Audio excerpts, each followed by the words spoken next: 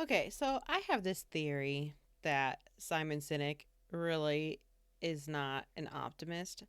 And call me crazy. It could be, I don't know. Like only he knows him. But it just seems like from some of the stuff he says, like for example, this thing on LinkedIn, right? Like like oh yeah, this is the thing that I saw on my feed today. Let me go back to it. So yeah, right here it says if we say and do what we actually believe, everyone will know what we actually believe. It's a handy little thing called integrity. And it's just like it's so no duh. It's so like, yeah, that should be what we're striving for, which is, say what you mean what you say. Like that should be what we're all trying to do, but we know that's not the case. We know that there's a lot of double speak, there's a lot of reading between the lines, there's a lot of all kinds of stuff, and it makes it hard for people, because you get so many different messages. It makes it hard to know what way's correct. Follow like should you be following your leaders? Is it the do as they say, not as I do kind of situation? Are we just falling for marketing? Like I know in a lot of businesses I've been in, it really just felt like I had been marketed to, and nobody actually believed anything that the company said. So anyway, I wanted to watch this video. It's only like a minute and 45 seconds, but it's talking to Simon Sinek about how he became an optimist. Wouldn't it be funny if his last name is Cynic because he is a cynic? Like he's just super cynical. That'd be funny. Anyway, let's watch the video, see what he has to say, and then I'll react to it at the end. You're an unshakable optimist. Is that by choice? Is that natural? I'm sure it's learned. I'm sure something happened in my childhood that made me that way. And my parents are, I'm sure it had something to do with my parents and their outlook on the world. Or it could be a chemical imbalance, some combination. Could be. I think optimism breeds optimism.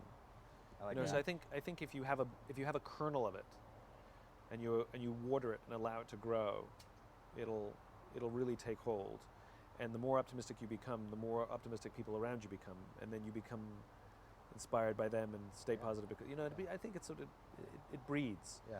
And like mogwais. But I think where people make a mistake is they confuse optimism and blind positivity. Okay. I'm not naive, because I'm an optimist. I don't deny darkness, but I believe the future is bright. And so even now in these Okay, pause it. That's a really great point, and I'm glad that he kind of said there is a difference between optimism and blind positivity. I see this a lot. People are just like, oh, just be positive. It's like, this is a very negative situation, and it's really difficult to be positive. And they're like, yeah, but just be positive. Just make the best of it, and all these things. It's like, without ever acknowledging that something is bad. Like, you can still be an optimist and say, things are bad, and acknowledge that badness. I mean, if you don't acknowledge things are wrong or messed up, nobody's going to trust you. Like leadership tidbit number 1, if you don't acknowledge the reality, nobody will trust you. They will think that you are full of crap and that you're just one of those corporate drones or whatever. Like you have to acknowledge the reality, right? So anyway, we'll play again. strange COVID times, yeah, it's dark, and but I know there's a light at the end of this tunnel. I don't know how far away it is, and I don't know how long it'll take us to get there. But I know if we work together and help each other, we'll get to the end of this tunnel stronger and better than we went in. Yeah. That's optimism. Yeah. Blind positivity is everything's fine, everything's good. Agreed. And that's actually not helpful because that's actually not true. Well, you're ignoring something. Yeah. But I'm not naive, and I'm cynical, and I'm all the things, but I still believe the future's bright. Yeah.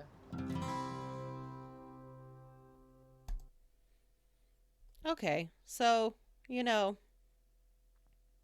I think the future for me, I think what I'm struggling with, I think the future is bright for some people. And if you look at the stats out there, it's really hard if you're in a different class of things to want to be optimistic. Um, we see people's wages stagnating, if not actually decreasing.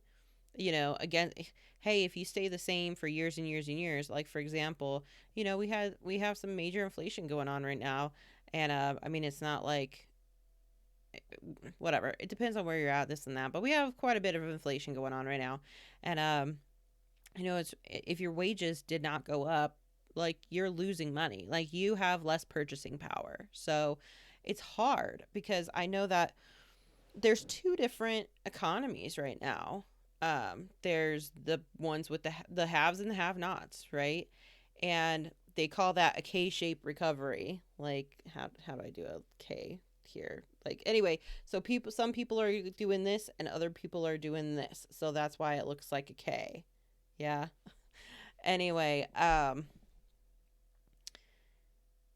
it's just hard if you're on that bottom rung of things to be positive. Like, when you see that houses are going to be out of your reach, which is the number one builder of family wealth, um, if you see that, you're only going to be able to rent forever and rents keep going up, your wages are not going up at the same pace rent is. That's for dang sure, especially in Colorado.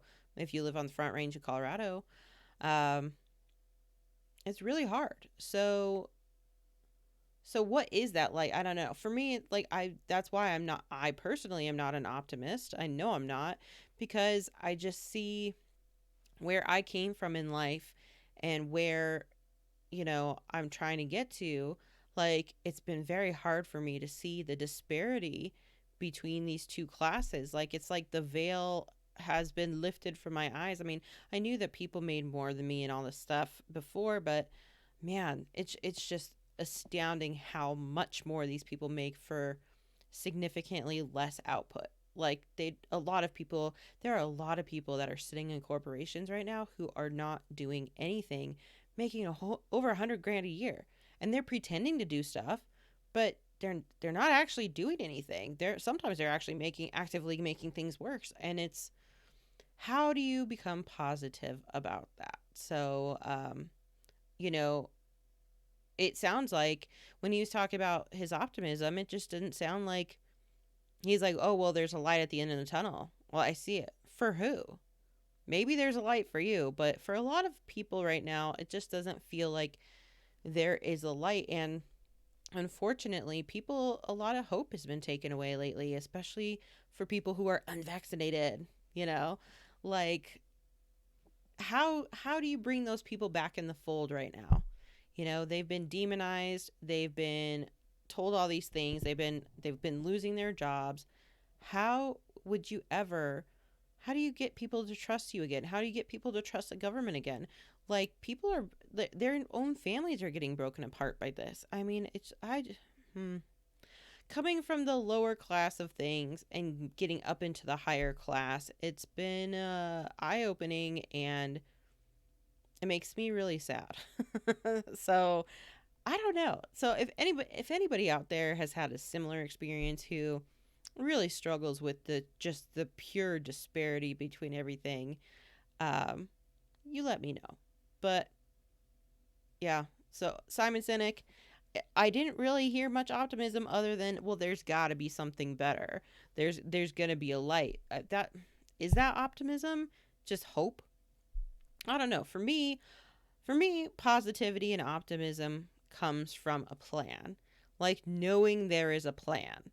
I can't just be willy-nilly positive. That's to me that's the blind positivity, that's the toxic positivity. That's whatever people are saying when you're just happy-go-lucky and trying to ignore all the negative or wrong things that are going on around you. Um that's the blind, that's the stuff that doesn't work. But for me, where positivity comes from, and optimism comes from, it comes from an actual plan. Like, okay, let's acknowledge all the things. Let's make a plan of, all right, here's what the issues are. Let's lay them out. Okay, what can we do? Can we do anything about this? No. Can we do anything about this? No. Can we do anything about this? Yes. Okay, let's focus on that. All right, now what can we do about it? Right? I mean, that's where we're at, is like, what can we do about it? And then we make a plan. And that's where, and then you start getting more positive that you can affect some kind of change in something. I don't think it's, I don't know if you can be optimist. Sorry, I don't know if you can be an optimist if you feel like you can't control anything. Like, this past year we found out that the government can come in and basically pick winners and losers. Businesses stay open, you cannot. You have to get a loan, you cannot. Oh wait, all these giant companies got loans that weren't meant for them. Like, it's really hard to be an optimist in these kinds of environments. So, yeah, I would like to hear that. I would like to hear like that. I mean, that just sounded like a load. Sorry, but it didn't sound like, it sounded kind of like the blind positivity, which is like, well, I'm an optimistic person because I hope that things will be better. For who? So, all right, that's it. That's my rant.